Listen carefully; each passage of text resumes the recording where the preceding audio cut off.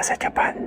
Hey yo, what's up mga master and welcome back to my YouTube channel. So for today's video nga mga master, no, yun kung papansin nyo, nagpiprepare tayo kasi darating or magbibisita ang ating mga tropa. Pero bago dumating yung mga bisita natin o yung mga tropa natin, syempre kailangan muna natin maglinis mga master. Yes sir! Nakakaya naman mga master syempre kapag yung bahay mo is magulo or makalat, nakakaya naman na magpapasok ng bisita. Hindi naman tayo kalinisan mga master, pero syempre mas maganda pa rin na nakakapaglinis tayo. Syempre naman mga master, no, masarap sa pakiramdam na makikita ng mga kaibigan natin or ng mga bisita natin na kapag papasok sila sa bahay natin ay malinis. Pagising ko nga kasi may nakita akong message na nagtatanong si Senpai kung anong oras daw sila pupunta dito. Nagkataon kasi mga master na lumipat na ng bahay yung kasama ko dito, kaya ayun, tanong sila kung pwede sila mag-jamming dito. Sabi ko, bakit hindi, di ba? Lalo na kung madalang lang naman sila magbisita. Sabi ko sa senpai ko saka doon sa tropa ko na mamaya-maya na lang kasi maglilinis pa ako. So, syempre kasama na din yung pag-prepare ng ating mga kakainin. Ilang araw pa lang talaga mga master, no, weekdays pa lang pinaplano na namin na mag-jamming. Ano lang naman to, kumbaga parang pamparelax lang naman. Sa loob kasi ng 6 na araw or 5 araw sa isang linggo na pagtatrabaho. So, syempre nakakapagod. Nagkataon naman din na,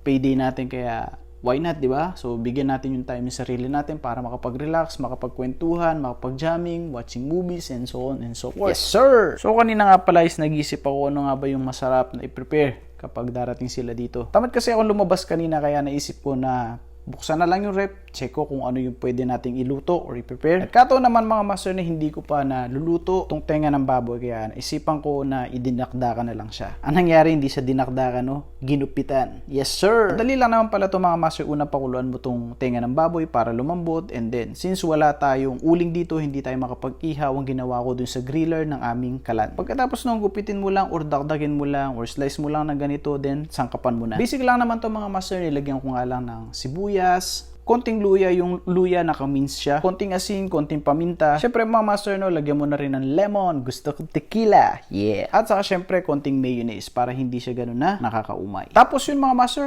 start ka na ng mekus-mekus. Madala lang naman to mga master, at saka masarap sa pakiramdam na syempre bibisita or pupuntahan ka ng mga tropa mo. Syempre mga master, kabahan ka na kapag di ka binibisita ng mga tropa mo. Yes sir! Ang ibig ko sabihin mga master, masarap sa pakiramdam na papupunta sila sa bahay mo, makikipag-jamming. So ibig sabihin, maganda yung communication mo sa kanila, maganda yung relationship mo sa kanila. Kasi sa lumabas ka mga master, kahit papano, okay na rin minsan dito sa bahay na mag-jamming. Kasi kung sa labas ka, panigurado mapapagastos ka talaga. Yes sir! Bukod nga pala sa dinakdakan mga master, nakapag-prepare din ako ng vegetable salad. Nagluto rin ako ng biko, and at the same time nakapagluto rin ako ng sinigang na buto ng manok. Yes sir! Tapos si senpai nakapagdala nga pala siya ng 2 balot na sushi, at syempre hindi mawawala ang Johnny Walker Red Label. Yes sir! Pero di lang yung kasi nakapagdala din siya ng whiskey. Kasi alam niya is hindi naman ako nainom talaga ng hard. Hindi kasi ako talaga ako na hindi talaga ako nainom, saka hindi naman din talaga pang hard. Kumbaga pang chill-chill lang tayo. Tapos yung tropa natin si Sir Archie nagdala siya ng chichirya, tapos binili niya na rin ako ng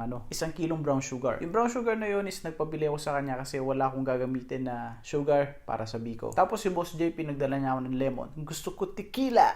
Yes sir. Tapos nagdala din si Boss Archie ng ng chaser. So yun lang mga mas, and then sarap ng kwentuhan namin kanina. Yung mga tawanan saka yung mga shared moments namin syempre napag-usapan din So yun ang isa sa mga kagandahan or kasarap sa pakiramdam na kapag bibisita ka ng mga tropa mo, yun napagkukwentuhan yung mga bagay-bagay. Yes sir!